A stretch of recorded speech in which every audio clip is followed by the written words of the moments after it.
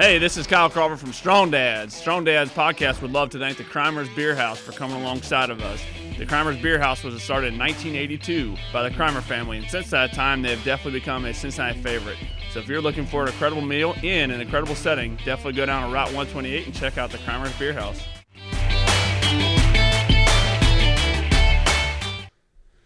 All right, what's going on, Merle? I'm jacked up here, man. I'm ready to go. I'm reading through the show. I'm like, all right. Oh, come on, brother. On the way over here, I got my Eminem I was listening to. I'm getting all pumped up. My Welcome to the Jungle theme.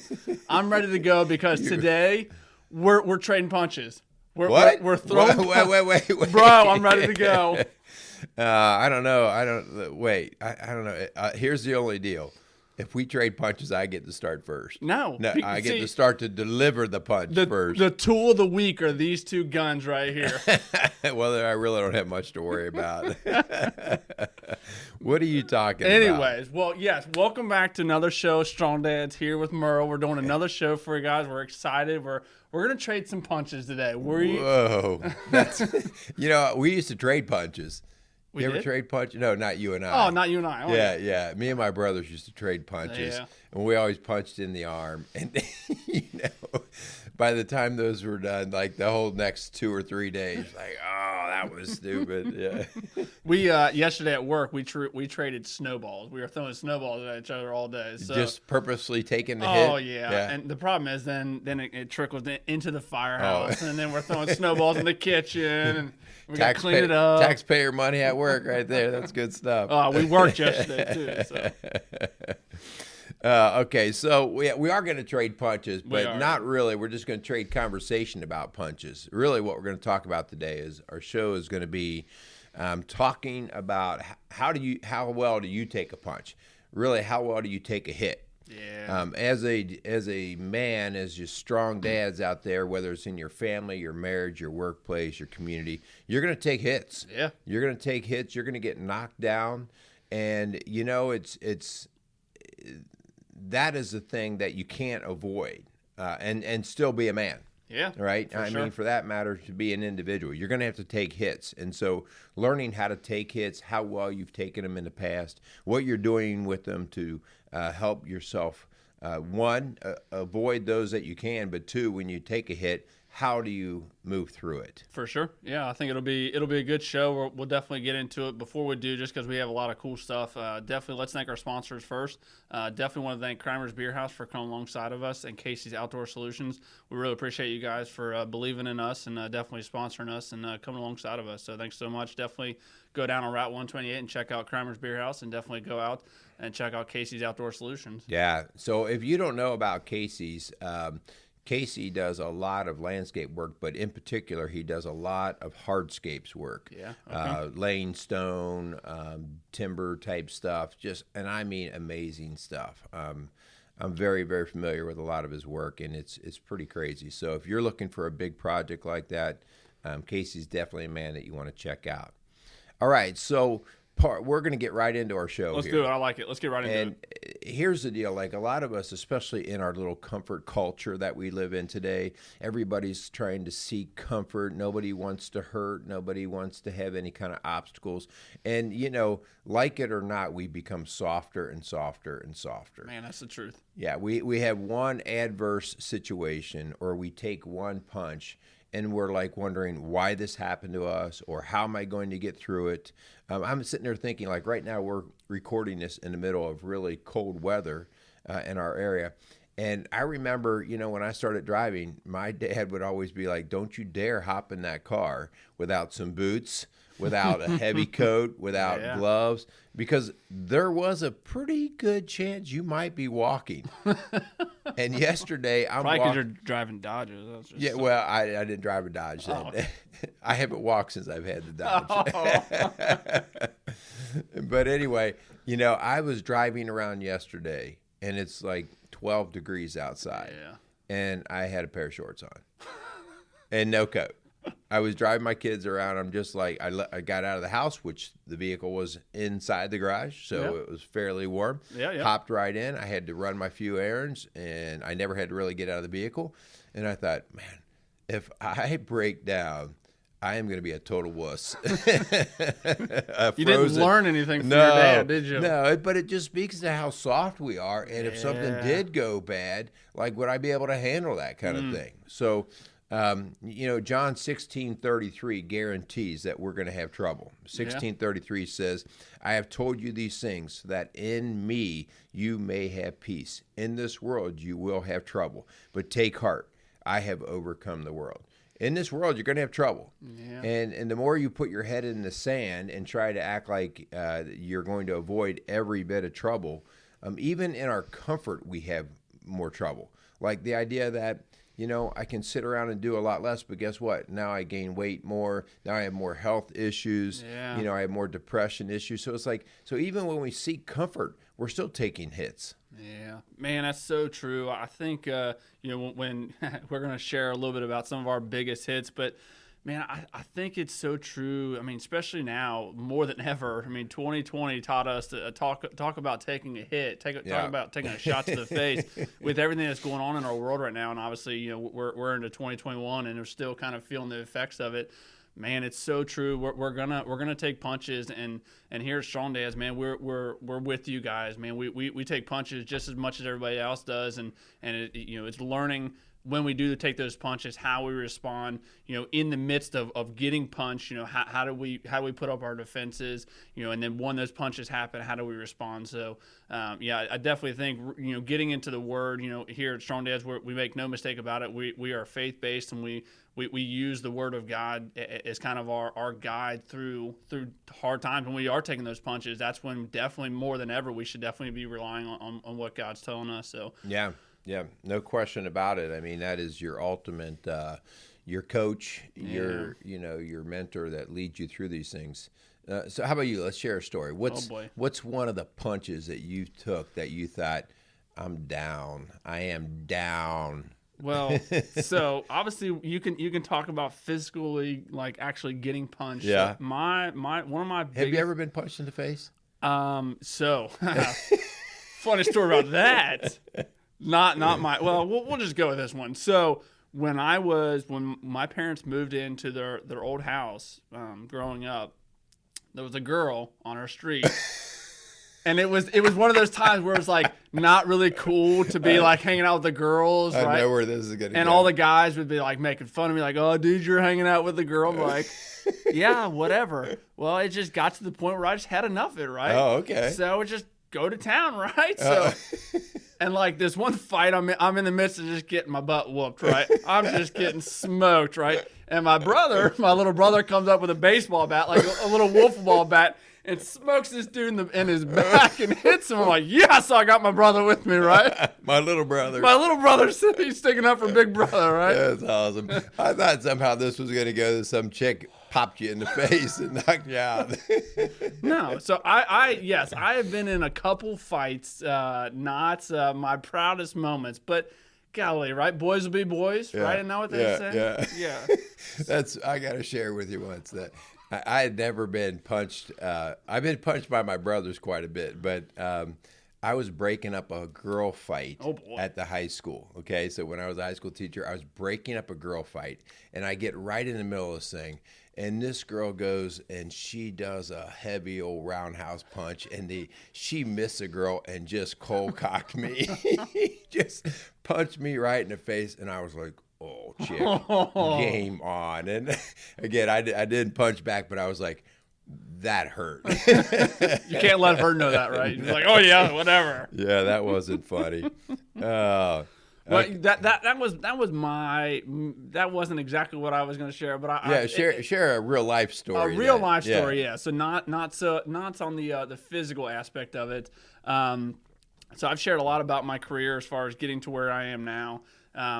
When I graduated high school, or in the midst of getting ready to graduate high school, I was I wanted to go to Eastern Kentucky, and they have a very, very, very well recognized, nationally recognized fire program. Okay, yeah. And being Eastern Kentucky, it's in Kentucky, so in order to get in-state tuition, I had to get a certain score on my ACT test, on the English portion of the ACT test.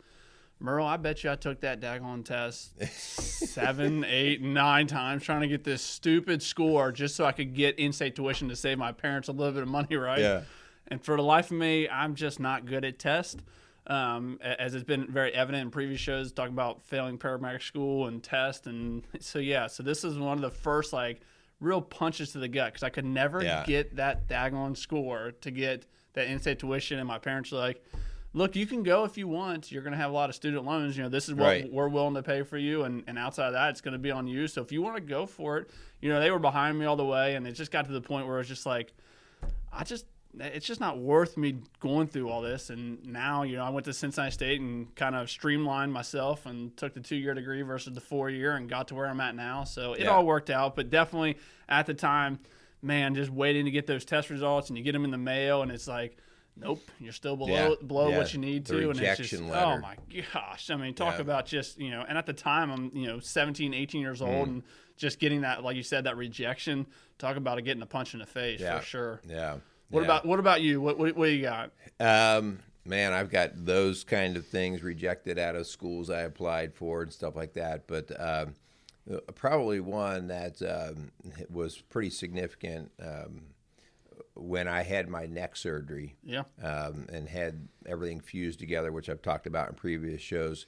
I came out of that surgery and had some significant nerve damage, which is called C5 palsy. And within a couple of days of coming out of that surgery, I couldn't use my left arm. It was just dead. Wow. I had feeling, but I didn't have any motor function. And so within about 2 weeks, there was no function. My hand wasn't working. Couldn't lift my arm up. The arm was just hanging there. And so I immediately went back to the doctor with those symptoms, and he said, well, you've got this condition called C5 palsy. Here's the deal. And he gave me kind of a real lukewarm prognosis of how well we were going to come through this. Really? And I can't guarantee you're going to come through it. Some people recover. Some people recover at this percent, blah, blah, blah. And so, here I am. I've kind of always defined myself by my physical activity. Sure. I loved working out, swimming, triathlons, doing all that stuff. That was a big part of what I did. And now I can't even, my whole left upper body is not functioning. And that was a punch. Yeah.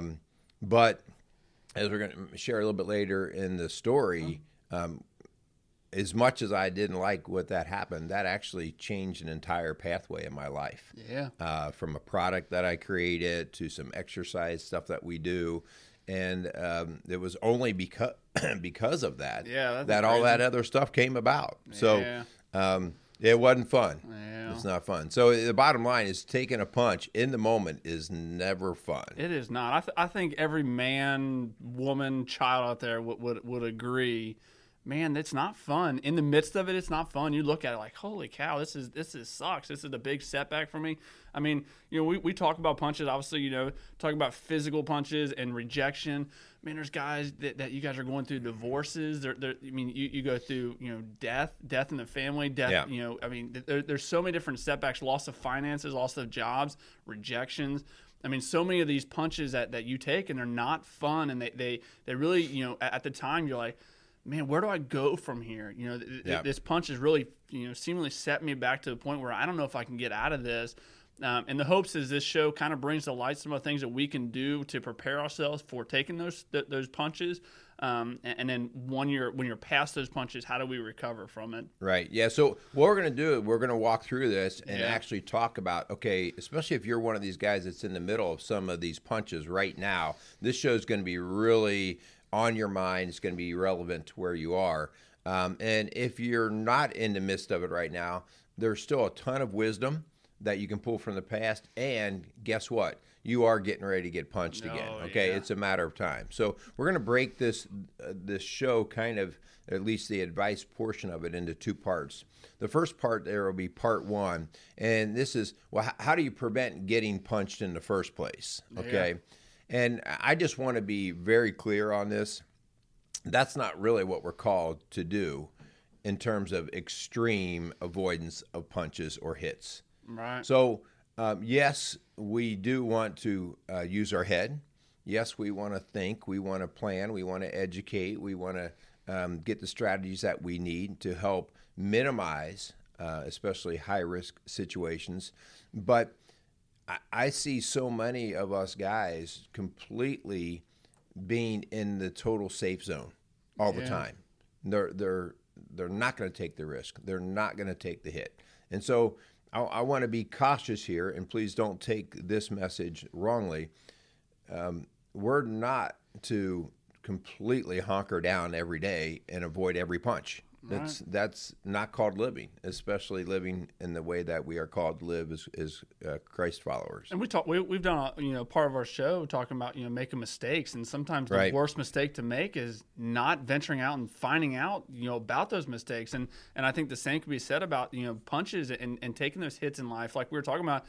Everyone's going to go through them. Like Jesus clearly tells us, everyone's going to go through hard times. So if you try and sit at your house all day long and not adventure out, not be a man, not do what God gave you the ability and skills to go do in fear of making those mistakes and taking those punches, man, you're doing a big disservice to society, to yourself, to your family. Like if you're so wrapped up and fearful of making those mistakes, I truly do think at the end of the day you're going to have regrets. Yeah. And sometimes those regrets can really tear you down more so than those punches you're going to take. Yeah. I'm going to coin that, man. That's a bubble wrap, man. Yeah. Hey, Mr. Bubble Wrap, how you doing? Because that's, we joke about that, but we wrap our kids in bubble wrap. We, all this stuff. And again, we're not throwing it all. We're not throwing a baby out with the bathwater, Kyle. Here we go again. Right? But we've got to use a little bit of sense in the idea of, okay, what am I here to live for? Okay. Right. So one of the things that is the understanding, especially as we get older, we understand what a calculated risk is. Yeah. Some things are just flat out stupid. Like, I really don't need to go down to Perfect North ski slopes and go into the train park down there and throw my skis on that I haven't skied in the last 10 years and go hit the high ramp and try. I'm going to do a double backflip. Right. That probably is not a very well calculated risk. Right. That would be more than a punch. That would be death. Right. and when we talk about this, as we continue to move down, we talk about this all the time at work. Like, we need to set ourselves up for success. Put yourself in a position where you can succeed. Because again, if you're just sitting in your house all day long and because of fearful of making those mistakes and getting punched, man, reevaluate things and say, how can I put myself in a better position? Because yes, making those foolish risks that you're not going to succeed, you're going to obviously take that punch. Like, right now, if I would go to med school, I would set myself up for big time failure because I'm a terrible test taker and I know that. So I put myself in a position that like I go to multiple trainings a year to make sure that I can put myself in a position to succeed. And then when those punches are still going to happen, I know how to react to those because I've gone to those trainings. So I think setting yourself up for success is a big point in this. What you've learned too about yourself is like, that's a great thought that you have out there with you going to med school. You've proved and have proven to others that in the field, when the emergency's on, you're game on. Yeah. You know what you're doing. Yep. You know how to take care of people because it's part of the adrenaline. It's part of that whole thing that in that setting, you flourish, right? Yeah. I mean, you score 100%. But when you actually are not in the setting and you have to sit down and you have to do a ton of reading, that's not your place. Right. But again, that's a dangerous thing that all of a sudden people can say, well, I'm a failure because I can't do well on this test, so I'm never going to be anything. You found a way. No. When I'm on fire, baby, I know how. So you're a guy that I want in that emergency situation versus a guy who does really well on his MCAT scores. Yeah, very true. Yep, and which brings us to the next part about seeking that education, seeking the guidance from people.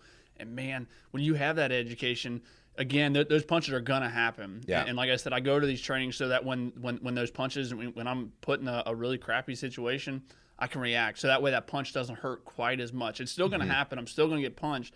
But man, because of my training and because of the education that I've gone through, I can respond to that and maybe minimize the lasting effects of that punch a little bit better. Yeah, that's good. Also, seek wisdom. I mean, there's somebody who's taking the same punch that you're in the midst of getting. So, I definitely, as we get older, I look at my dad, who's 86 years old, and that boy's been punched all over the place, okay? And sometimes just looking at, okay, what did he do or didn't do that he could have done better? Yeah. And then how do I apply that to my life? And listening to his words or watching his actions. I mean, that's the whole value of wisdom, which, again, is not based in intellect. It's based on experience and what you learn from that experience. So, man, this is for you strong dads out there, you younger guys especially, don't be so arrogant that you can't tap in to an older guy who's walked the walk a little bit. You know, he doesn't have to be brilliant.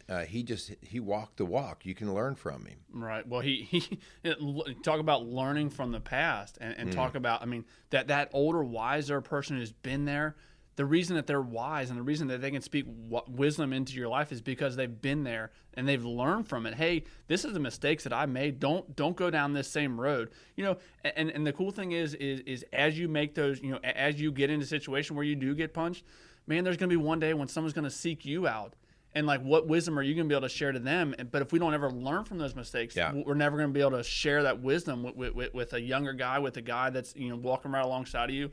Man, I just think there's a lot of value in guys who've been there. I love working with 20-year guys that have been on the job. They're some of my favorite people to work with because they've seen a ton. They've been in more fires than I have, and they know when stuff is going south, how to respond to it. They know, you know, when this situation, when this promotional test happens, man, you're going to fail a couple of them. And then when you finally do succeed and you finally get that promotion, man, it's so much sweeter. Yeah. And learning from those guys, because those guys have experience and wisdom, like you've been talking about, Merle, man.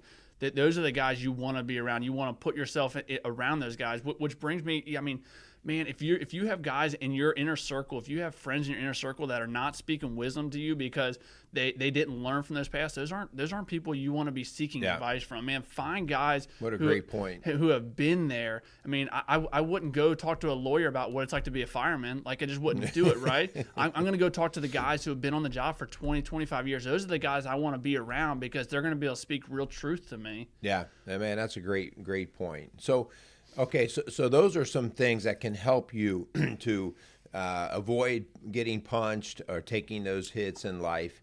But let's talk about what we do when we actually are in the midst of receiving the punch. Hey, brother, get away from me. Get the tool of the week. I'm coming at you. Here comes the tool of the week, the hammer. So let's talk a little bit about what we do when we're seeing the punch coming or we're in the middle of receiving that punch, or maybe we just received it and now we're kind of stepping back and shaking. So, you know, the first thing is think about when you are, I don't know if you've ever been in a car wreck, but man, when you see the wreck getting ready to happen. So a few years ago, we were driving home from Virginia, and we were in 60-mile-an-hour bumper-to-bumper traffic right outside of Williamsburg, Virginia. And you're like, this is just a train wreck ready to happen. Yeah. I mean, you could just feel it. And everybody was going so fast, but everybody was so on each other's tail. And all of a sudden, man, I saw the red lights just coming. Boom, boom. Everybody's hitting their brakes.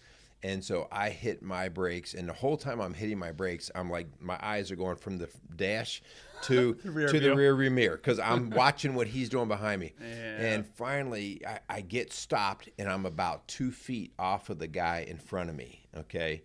And I'm looking in the rearview mirror, and I just said, hold on, hon, here it goes. And he hit me like, and when he hit us, he slammed us in the rear and drove us into the car in front of us. Oh, okay. Yeah.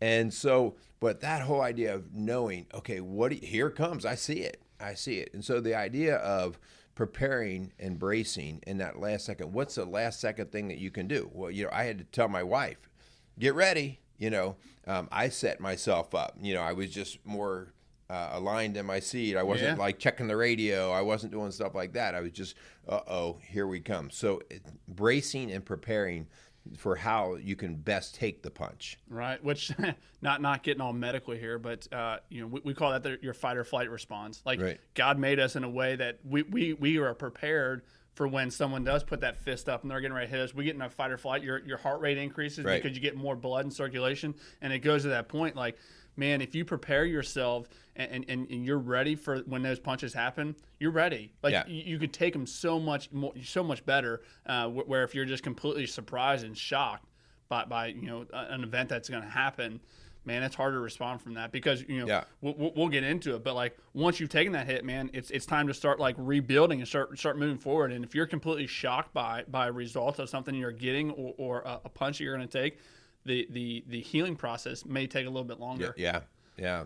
So how about once you've taken a hit? Oh boy. Okay. Well, I mean, you've taken hit. Several years back, I was in a mountain bike race. Actually, it was an adventure race, and there was a mountain bike portion of it. And, we had to do a variety of different things, running and cycling, and it was a kayak sort of thing. And I'm on the mountain bike course, and I'm just, I'm not great, but I'm trying to put it down. And I come into a creek bed, and I don't really even know what happened other than my head slammed into a rock. I went endo over the handlebars. I slammed into a rock, split my helmet, cracked my helmet in two. Your helmet or your head? Well, I think the head is still under damage. But as soon as I hit that, I jumped up and I did that assessment thing. Yeah. Like I was like looking around and thinking, I'm literally like feeling myself like, okay, is it real? Am I okay? I mean, I knew I hit hard. Yeah. My bike was all screwed up, and because I'm just young and dumb and stupid, I was like, well, we're still in a race. Let's go. So I hopped back on the bike and I started pedaling, and within the next 100 yards, I wrecked another 3 times. Wow. Because my head was so scrambled. Wow. Yeah, like I just kept wrecking, and I'm like, what the heck? So I got off the bike, and I just kind of sat there for about 5 minutes. I just kind of sat there. And then after I calmed down a little bit, I got back on the bike, and I just pulled down my whole pace of everything I was doing. And I actually finished that race, but the scary part was I had to kayak after that. Oh, boy. And getting out in the middle of this big lake, I was so dizzy. Really? Still out there that I kind of started to panic. Like, I don't think I should be here. Because, like, I was thinking, like, if this boat flips, I'm not so sure that I'm going to be able to figure out how to swim to get back. So I'm not saying that I did that right. Well, that's good. I'm glad Right. you admit that now. But I took a hit there, and it was funny now when I look back how I was trying to assess whether I was ready to go forward. Yeah. Which to your story talking about that, man, I think it brings up our next point. Man, you have to seek first aid. You have to seek help because if you prolong a punch and allow that punch to continue to grow and develop, man, you're not gonna learn from it as well. So we were talking about before about having people that are surrounding you that can actually speak wisdom. Man, they can speak all day long, but if you're not willing to listen to what they have to say, then you're doing yourself no justice, and you're not doing what is needed to be done. So when you do take those hits, you've taken that punch now at this point. Man, those people that are surrounding you, that you've listened, or that are speaking to you, man, listen to them. I just really would encourage you, because there's a big difference between hearing and listening. Yeah. And you can hear people all day long, but man, take some time and actually listen to what those guys have to say that are actually speaking real truth into your life, and listen to what they have to say and learn from it, because that you bump your head, you knock your head. Yeah. Like if you don't actually take the time to actually get the healing and have someone give you first aid and actually assess you to make sure you're doing fine, you're going to be stuck in a canoe without a paddle. Right. It could be worse. Yeah. I think that's a great point. Like understanding, okay, what kind of first aid do I need? Being able to surround yourself with those right people and then let them speak to you. I think about that like with the whole concussion protocols now that we have in our athletics, especially in football. It used to be that when a guy got his bell rang, he would come off the field and say, "Coach, I'm fine, I'll go back out." He's not the right guy to make the assessment. I mean, I was not the right guy to make the assessment on whether I should jump back on the bike or not. Right. I mean, because my head was scrambled and I was not making good decisions and had good ability at that point. And so, you have to take the time. But that leads us to the next point. Now, once I've taken that hit and it's messed me up and I've been hurt, whether it's bankruptcy or divorce, death, I have to understand how I'm going to have to heal. PTSD, the process that we've gone through over the last 40 years of learning about PTSD, we know now that the biggest part of PTSD is the proper healing process. Yeah. If you just come home from battle and you try to just keep going like I did on the bike trail, just keep right on going, you're just going to compound the injury, the punch. And so healing is extremely important. And so whatever you've gone through, the punch that you've taken, you've got to understand that, man, I need to heal. I need to heal the right way, whether that is medically to seek help, whether that's through counseling, whether that's through changing a job and altering what you do to allow the proper recovery from the type of injury that you had. And part of that learning, in the healing process, man, you have to learn to hopefully make improvements so that the next time a similar situation happens, you can react different to it. Because again, there's no going back. The punch has already happened. It's over and done with. But man, it's that moving forward. Let's put ourselves in a better place to make sure that the next time a scenario like that happens, we can react a little bit different to maybe that punch doesn't hurt quite as much. Yeah, that's a great point. Okay, so moving on to the next point is, once you kind of start to heal, and I found this with myself, once you start to heal, man, you've got to become the master of your healing. If you don't, you're going to allow other people to kind of dictate to you in terms of how you should feel or what you should be doing. Like when I went through my C5 palsy situation, I started reading and studying everything that I could get my hands on that was related to that C5 palsy and to that paralysis, that situation, and then how I could get through it. I mean, it was front on my mind. And when you do that, you kind of embrace the process of the healing. So rather than like, well, I don't know how I'm going to get through this, I'll just let the doctor tell me. No, you got to dive in. That's what the ownership of the healing is. Well, part of that when you embraced it, man, what did you do after that? I mean, you took that, what some people may say is a crutch or you put you behind the eight ball, and you turned it into something good. You completely embraced it, and then you created something awesome. And now part of your ministry is based off of that. So had you not embraced, like, okay, I'm down in the dumps right now because of what happened, but because of that, I get to do this, and it completely opened up new doors for you. And I think you want to talk about embracing something like that, man. What a great opportunity! Because again, we've talked about this before. If you sit and soak and you're upset about things going on in your life, and because of that, you don't try something new and you don't embrace that, you don't own what's going on in your life, you're just gonna be miserable. You're gonna be sitting here. You're gonna be miserable. Like take what has happened to you and accept it. Go through the healing process, learn from it, take advice from people who have been there before, and pick yourself up and go out and do something with it. Yeah, I mean, and this is where prayer came in. I mean, as I'm sitting there with that C5 palsy, and I'm just like wondering what's this mean? What am I going to do? And just praying and relaxing in the prayer. Like, I don't know what this looks like, but I know that God's got a plan. I know that God's going to carry me. And that relaxation, being able to relax and not being in a constant state of anxiety, was really, I think, instrumental in getting me excited about the brainstorming of healing. Yeah. Because I wasn't working from a defensive mode anymore. I was working from an offensive mode. Okay, well, what am I going to do? What can I do? And so that flip only came from giving this to God and getting out of panic reactive phase and getting into proactive offensive phase. And so that switch is really important if you're going to heal. So whether you're going through a divorce, loss of job, if you're constantly sticking in that reactive panic phase, you're going to be stuck. And that's an exhaustive phase to be in. And those people end up being mad at the world because it's exhausting. I can't continue to do this garbage. Right. And I want to insert something here, Merle, man. And this is something I continue to learn all the time. Like after you get a punch, it is, I don't want to say easy, but it's a lot easier to go to God with those and be like, man, I need you right now. Yeah. But man, God wants to be a part of your successes. Like when you've triumphed and you've overcome those punches, like God still wants to be a part of that. And that's something I learn all the time, because like some of my best friends, like when I have successes and I'm on top of the world, like they're a part of it. Like, heck yeah, man, I'm in this. And then when I'm down in the dumps, they're in it with me. Like, man, I'm here for you. And it's the exact same way that God wants to be in everything, not just after we take that punch. Man, God wants to be a part of your successes when you've made those triumphs. Like, you want to talk about someone who can speak true wisdom into your life.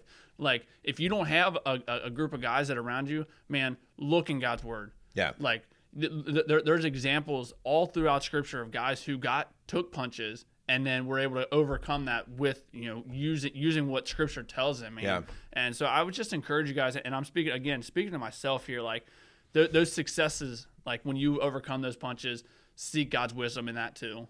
I think that's the way that I learned that I was overcoming the stress of the punch.